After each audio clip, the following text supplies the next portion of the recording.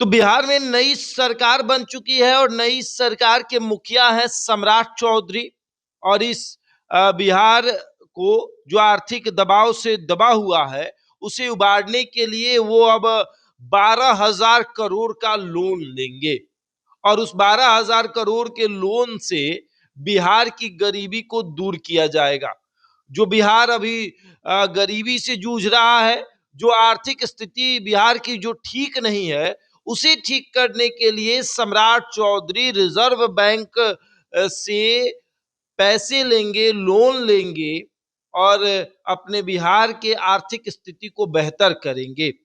अब सबसे पहला उसमें काम जो होगा उसमें होगा कि 1 करोड़ को मिलेगी, जो पेंशन जो रुकी है 1 करोड़ लोगों को, उसको पेंशन मिल जाएगी। सामाजिक सुरक्षा पेंशन जिन लोगों की रुकी हुई है उन लोगों को सबसे पहले उस पेंशन को दिया जाएगा। और सबसे बड़ी बात देखिए कि जून महीने में जो है वो 12,000 करोड़ रुपए लोन की मांग की गई है कि जून महीने तक आप हमको 12,000 करोड़ दे दीजिए। इससे पहले जो है वो 4,000 करोड़ इसी महीने आपको अप्रैल के ही महीने में वो आप दे दीजिए। अप्रैल से मई तक आप 4,000 करोड़ दे दीजिए और बाकी जो 8,000 करोड़ रहेगा वो आप जून के महीने तक आप हमको दे दीजिएगा। इसमें कई फैसले लिए जाएंगे। एक तो है कि आप देखिए टेंडर रुका हुआ है, ठेकेदारों को पैसा नहीं मिल रहा है, तो उस पर पैसे खर्च होंगे। उसके बाद 1 करोड़ लोगों को जो पेंशन रुकी हुई है वो मिलेगा। अब देखिए वर्तमान सरकार जो है वो बिहार को आर्थिक स्थिति जो बेहतर नहीं है वहां से वो निकाल रही है और बेहतर जगह पर डाल रही है। लेकिन उसके लिए क्या करना पड़ रहा है? लोन लेना पड़ रहा है। बिहार सरकार को रिजर्व बैंक से लोन लेना पड़ रहा है। वो भी छोटा मोटा रकम नहीं है, बहुत बड़ा रकम है, 12,000 करोड़। अब सोचिए कि 12,000 करोड़ लोन जो है वो बिहार लेगा अपनी आर्थिक स्थिति बेहतर करने के लिए। इससे पहले बिहार में नीतीश कुमार की सरकार थी। नीतीश कुमार ने कहा था कि बिहार के पास अभी अपना कुछ बजट नहीं है, अपना मतलब बजट नहीं बचा हुआ है, पैसे नहीं है, खजाना खाली है। तो अब इसको किस तरीके से भरा जाए खजाने को। तो अब सम्राट चौधरी आ चुके हैं और सम्राट चौधरी पूरा दिमाग लगाए और उसके बाद उनको लगा कि भैया किस तरीके से इस गरीबी से बाहर निकला जाए। तो गरीबी से बाहर निकलने के लिए सरकार ने ये फैसला लिया कि हम लेंगे जो है वो 12,000 करोड़ रुपए।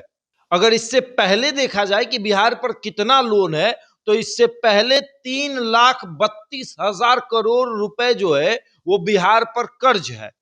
और अब फिर से बिहार जो है वो कर्ज लेने जा रही है रिजर्व बैंक से कि 12,000 करोड़ का हमको आप लोन दे दीजिए, हम इससे बिहार का विकास करेंगे और उसके बाद धीरे धीरे आपको चुका देंगे। लेकिन सवाल ये कि पैसे चुकाए कहां से जाएंगे? उससे पहले जो लोन लिए गए हैं 3,32,000 करोड़ के, वो कैसे चुकाए जाएंगे? और ऊपर से ये 12,000 और, इसको कैसे चुकाया जाएगा? अब बिहार में नई सरकार बनी है और उस नई सरकार को किसी तरीके से विकास को दिखाना है। तो विकास को दिखाने के लिए लोन लेना बहुत जरूरी है क्योंकि खजाना खाली है, टेंडर नहीं हो पाएगा। जो टेंडर लेगा उसको पैसे कहां से दिए जाएंगे? सड़क निर्माण के लिए पैसे कहां से दिए जाएंगे? अस्पताल निर्माण के लिए पैसे कहां से दिए जाएंगे?